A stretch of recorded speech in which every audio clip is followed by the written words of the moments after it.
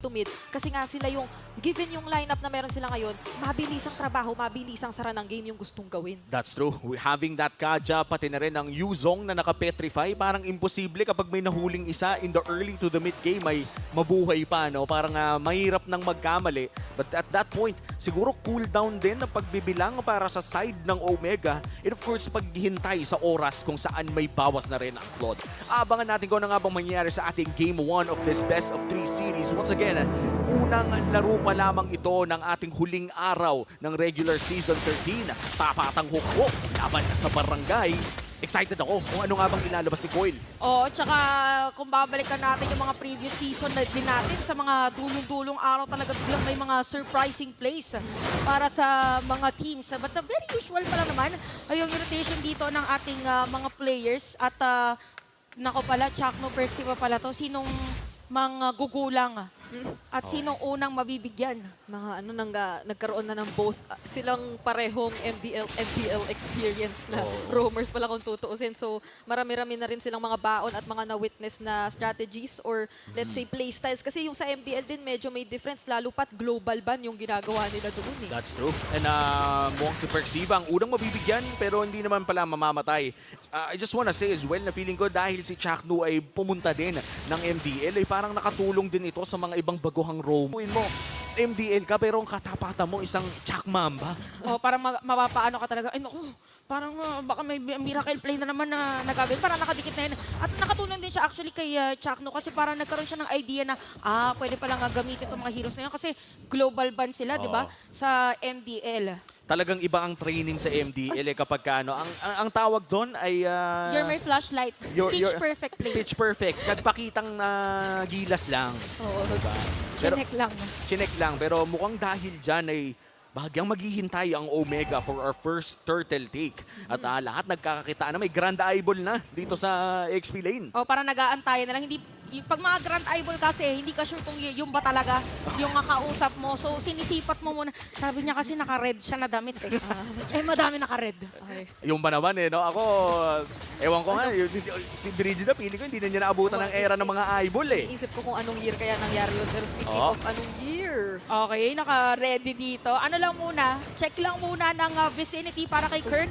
Pero Minana Evos pa rin na makakakuha ng turtle. First turtle secured by Minana Evos sa rekta pagkat ng lane. Mukhang dito na nga natin makikita ang early game prowess na meron ang mga Neon Tigers. At si Andorio, tatakotin lang ng konti si Perksiva doon, no? Oo, kaya yung minamataan din natin now for Smart Omega ay saang ibang lugar sila ng mapa makakapagparamdam o pakita ng presence since Minana or si Coil ay kita-kita naman natin ang confident na niya ngayon mag-invade. Lalo pa at napaganda ng sobra for Minana yung nasilip nila yung accidental probably na paggamit ng ultimate or violet requiem nga kanina dito ni Andorio. So nabawasan na rin dito ng kumbaga confidence ang Smart Omega na let's say pumasok. Ano ba yun eh? Crucial immune skill din yun para sa isang Guinevere na hindi mo siya maka-crowd control kapag ganun. Pero speaking Naku, naka-crowd control na si Perksy pa dito. First blood ay mapupunta dito sa Smart Omega dahil doon nag-level 4 si Chakno. Medyo na late pala si Chakno talaga, no? Doon sa, kaya pala hindi na rin nila pinilit yung turtle kanina. That's true.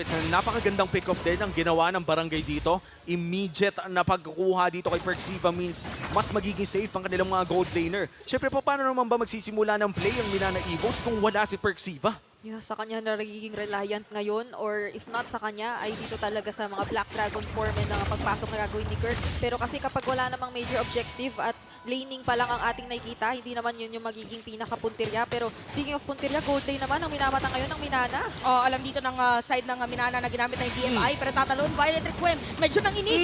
May payanig talaga. Dalawang patong ng yanig para dito sa Omega. Kaya naman, mapapatay nila si Coil doon sa teamfight na yun. Grabe, magnitude 6.9 at si Haze pa nga ata ang susunod nila. At tuloy-tuloy lang ang pagyanig para sa Omega. Grabe, yung barangay natin ngayon ay tilay jumping squad. Ngayon dahil patong-patong nga skills na ginagawa nila at babalik pa nga dito si Joe para sa may blazing duet. Mainit! May mga kakaibang recall na ilalabas pero surprisingly for Minana, all over the map sana na control na yung magagawa nila if naging successful doon yung even rotation nila sa gold lane. Pero ang ganda nung pagpigil na nangyari from Smart Omega na sila rin ay mabilisang nakapag-respo doon at hindi lang respo ngayon kasi maramihang pick-off ang na-secure kaso So ito na ang laban yata talaga. Dragon form, tapos si Andorio tumalil na. By the way, ginamit ang Violent Whip. Sa Wow. kanya pa rin mapupunta yung retreat. Tapos si Perxiva ay makukuha na rin 3-0 Omega. Oh, kanina pang hinahawakan ni Perxiva ang kanyang flicker. Pero hindi pa tayo nakakita ng isang magandang Divine Judgment play. Mukhang successful ang Omega sa pagpigil sa win condition ng Minana Evos dito. In early game, dapat lamang ang Minana. Pero ngayon, 1,000 na ang lamang ng barangay. Napaka-safe nung naging jungler option din nila, which is the Guinevere. Hindi siya yung typical na gugustuhin mo sugurin as the Kaja. May chance pa na, di ba? Maiba yung huli mo. Pero speaking of huli, Oo, nakita natin na medyo makunat dito si Chakno pero nahila pa nga at hindi na makakatakas pa. 4 na players pa naman ang hukbo ang may dalang sandata. Wala talagang takas. Walang malakas sa 4 kahit si Chuck Mamba ka pa. Ang gusto kong ginawa ni Hayes doon, nagdabog siya sa hangin. Kasi ibig sabihin nun, wala nang pwedeng lumapit. oo, ang Minana rin pala ay capable of doing yung double yanig na nakita nating setups doon from Smart Omega. Pero probably isa rin sa naging factors kung bakit medyo hindi natin naramdaman yung kunat pa. Ay, wait lang, mamaya na! Ito na yung volleyball play. Yan na sinasabi natin. Merong set na spike para dito kay Andorio na ibaon doon sa top. Ang ganda. Tapos wala pang vision nun. No? Sinampal niya papasok. Tapos tinan niya. Tiwala, malala para kay Andorio na merong 100% kill participation right now para sa Omega. Yep, yun yung pwedeng kapitan dito ng Minana. Lalo pat yung first item ngayon ni Chakno ay likely yung Flask of the Oasis. Kaya din kanina yung sinasabi natin ay hindi or napadali ng slight for Minana na i-burst down siya compared to kung siguro ay kumuha din siya ng def item. Kasi pakas na rin siya kanina nung Minoan Fury. Counter set na sana yun for Smart Omega. Pero yun yung naging successful na unang bawi ng Minana na ngayon ay mukhang kinakapitan naman nila. Pero yung pag-group up dito ng Smart Omega, yung kailangan nating tutukan, nakakatakot yung possible layering of crowd control skills na pwedeng manggaling sa team na to. That's true. At kapag tumalo ng isa ay possible hindi na bumaba dahil din sa Violet Requiem. Omega still pushing their lead. Hindi pa naman mag-invade pero mukhang mapupury ang stun na nanggaling sa Omega pero hindi mo mapupury ang sakit na yun. Oo, ang ganda nung ano dito, nung yung sinasabi nga na patong-patong ng mga skills. Alam din ni Okir, si Okir yung may pinakamataas na team fight participation. Lahat pwedeng hawakan, ginamit na kay Astral Echo. Eto na yung Dragon. Sumasayaw sa gitna ng mga players ng Omega. At napakagandang zona, napakagandang petrified din para sa kanya, napakakunat. At grabe ang bigayan dito, Corn pa rin ang makakakuha ng Turtle. At dediretso pa nga, nice setup play para doon kay Hayes. Napakalinis ng pag-cancel ni Perxiva doon sa kanyang sa ultimate ni Chakno in Minana Evos with that victory in the team fight. Pero si Hayes, Naku po, si Joe, masabi niya double laning. Teka lang, meron pa lang na Hayes doon sa may bandang gitna.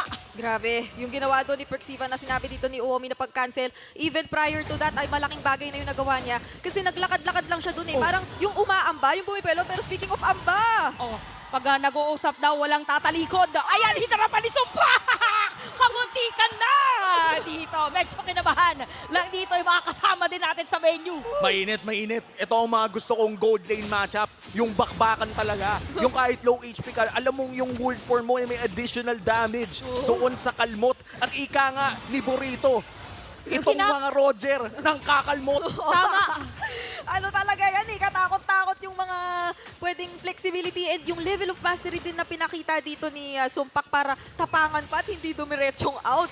Kontra doon kay Jong kanina, ibang klase. Pero speaking of ibang klase na rin dito yung yung nakikita natin na presence from Perxiva. Kahit sabihin natin siya yung paulit-ulit na nasa shutdown ng early game. Kasi kahit sabihin natin naglalakad lang siya or nakatayo lang siya, basta't alam mo kasi na may Divine Judgment, maiilang ka talagang pumwesto. So yun yung mga maiisip natin na i-consider ngayon ng Smart Omega. Kasi magandang sagot na yung isang engage na nakita natin from Minana na sige, hintayin na lang natin mag-Minoan Fury to. Ito yung uunahin natin kung nahiwalay mag-isa si Chakno. Coil.